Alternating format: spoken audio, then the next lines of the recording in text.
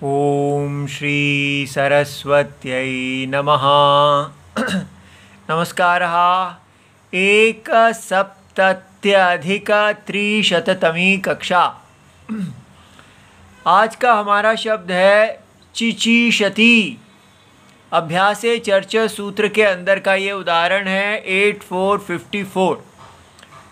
और ये अभी तक जितने उदाहरण लिए जा रहे थे उसमें अभ्यासे चर्चा लगने पर जो आगे द्वित्व होता था उसमें जो अभ्यास के झलों का चर या जश आदेश होता था। लेकिन यहाँ पर विशेष है प्रकृत चरानाम प्रकृति चर भवति, अर्थात यहाँ पर पहले ही च है तो च जो है उसको फिर दोबारा चर आदेश तो नहीं हो सकता। इसलिए ये दिखाने के लिए कि यहाँ अभ्यासे चर्चा में प्रकृति चर पहले ही चर है और उसको पुनः चर आदेश होता है, या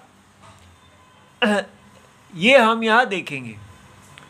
तो चिचीषति चेतुम इच्छति, चुनने बटोरने की इच्छा करता है करती है।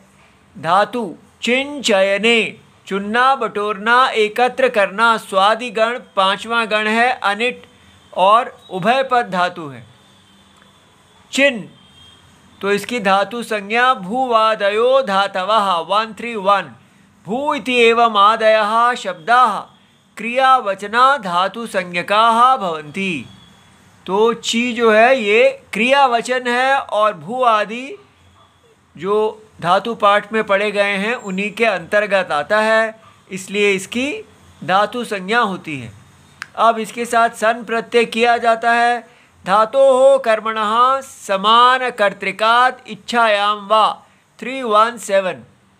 तो इषि कर्मणः यो धातु, तो इच्छा जो इश धातु है उसका जो कर्म है वो है चयनम, क्योंकि चेतुम इच्छति चयन करने की इच्छा, तो इसलिए कर्म है। और दूसरा इशिना सह एव समान कर्तृकः, तो जो इच्छा करने वाला है वही चयन करने वाला है। दोनों धातुओं के कर्ता एक हैं।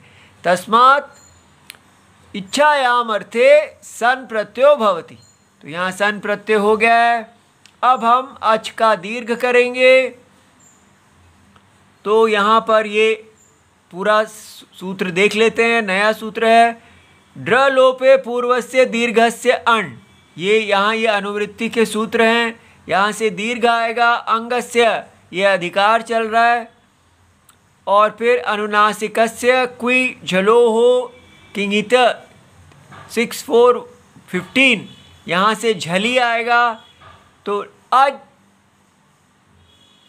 झन गमाम सनी 6416। तो ये सूत्र जो है ये हमारे अच को दीर्घ करने वाला सूत्र है। तो पद जो है अच घमा झन गमाम षष्ठी बहुवचनम, सनी सप्तमी विभक्ति एक वचनम, झली सप्तमी विभक्ति एक वचनम, अंगस्य षष्ठी विभक्ति बहुवचनम और दीर्घः प्रथमा विभक्ति एक वचनम। अब यहाँ आप देख सकते हैं कि सनी और झली आपस में विशेषण है। तो जब ये सप्तमी में हो तो यहाँ पर हमारा यस्मिन विधि तदादौ अल ग्रहणे, तो उससे क्या हो जाएगा, झलादौ सनी हो जाएगा। वो सन प्रत्यय जिसके आगे झल है, ठीक है, तो झलादौ सनी और ये अजन ये दोनों आपस में विशेषण हो जाएंगे अंगस्य। तो बन जाता है अजंता नाम अंगा नाम। तो अज से अंत होने वाले जो अंग हैं और हनि गम्यो हो, तो हन और गम इन दोनों का च सनी झलादौ परतः, यदि इनके पास सन जो है जो झल आदि है वो हो तो दीर्घो भवति। तो इस तरह हम देख सकते हैं कि सन जो है वो झल है और ये अजंत है, इसकी अंग संज्ञा है। अंग जो है यस्मात् प्रत्यय विधिस्तदादि प्रत्यय अंगम, तो इसलिए प्रत्यय विधि इसी से हुई है और इसके आदि में च है, इसलिए इसकी अंग संज्ञा है और इस अंग का जो अच है उसको दीर्घ कर दिया जाता है। ठीक है, तो ची स बन जाता है। अब इसके बाद द्वित्वम आता है। तो ये देखना है कि आज तक इतने सारे जो किए वहाँ पर क्यों दीर्घ नहीं हुआ, वो आप देख सकते हैं कि जैसे भू किया था वो पहले ही दीर्घ है, और जहाँ पर ठकार किया था वहाँ टी लोप होता है, तो दोनों की तुलना की जा सकती है। तो द्वित्वम जो है अब हम करेंगे संयंगोः से सनन्तस्य यङन्तस्य च अनभ्यासस्य। इसका पहले अभ्यास नहीं हुआ है और ये सनंत है। धातोः अवयवस्य, ये समझना चाहिए कि ये धातु से ही होता है, अंग से नहीं होता है, अंग विधि नहीं है, धातु विधि है। प्रथमस्य एकाचः, जो प्रथम एकाच है उसका द्वे हो जाता है। तो पहले देखना है सीधा ही धातु से हमको नहीं करना है, पहले दीर्घ करना है और बाद में उस दीर्घ किए हुए धातु को हमने द्वित्वम करना है। तो ची ची स बन गया और फिर हमने पूर्व की अभ्यास संज्ञा कर दी, पूर्वोऽभ्यासः प्रकरणे ये द्वे विहिते तयोर यह पूर्व अवयवः। तो इन दोनों द्वे को इकट्ठा करें तो पूर्व अवयव सा अभ्यास संज्ञो भवति। उसके बाद जो पूर्व अभ्यास है, अभ्यास को हमने दीर्घ को ह्रस्व करना है, तो सूत्र है ह्रस्वः 7460। ये सब अभ्यास के कार्य हैं। तो ह्रस्वो भवति अभ्यासस्य, तो ये इसका दीर्घ ई है और उसका ह्रस्व हो जाता है, तो ये ची ची ची स बन जाता है। इसके बाद आदेश प्रत्ययोः से इस सकार का सन के सकार का शकार मूर्धन्य कर दिया जाता है। आदेशो यह सकारः, जो सकार आदेश है, तो ये सकार आदेश तो नहीं है। प्रत्ययस्य च यह सकारः, तो ये प्रत्यय का सकार है। इण को हो उत्तरस्य, तो इण के उत्तर में है, तो इण ई जो है ये इण है, तो उत्तरस्य मूर्धन्यो भवति। तो ये मूर्धन्य आदेश हो गया इसको, तो ये चि ची श बन गया।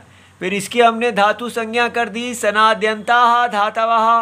ये ये जो है सन प्रत्यय है, तो सनादि सन से अंत होने वाला समुदाय है, इस सारे समुदाय की धातु संज्ञा हो जाती है।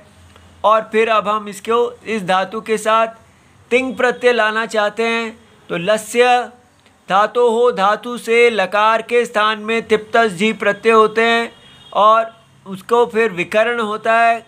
कर्तरी विवक्षा में शप प्रत्यय होता है सार्वधातुक, तो तिंग शित सार्वधातुक हैं, तो इसलिए शप प्रत्यय हुआ।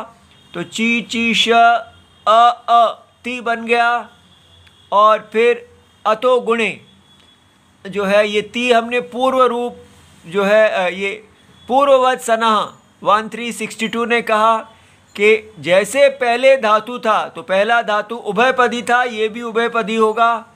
तो जिस निमित्त से उसको उभयपदी माना गया था उसी निमित्त से अभी भी उसको वही रूप दिया जाएगा।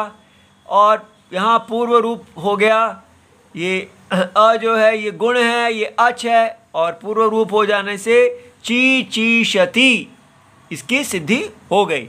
इति सर्वम शिवम प्रणाम।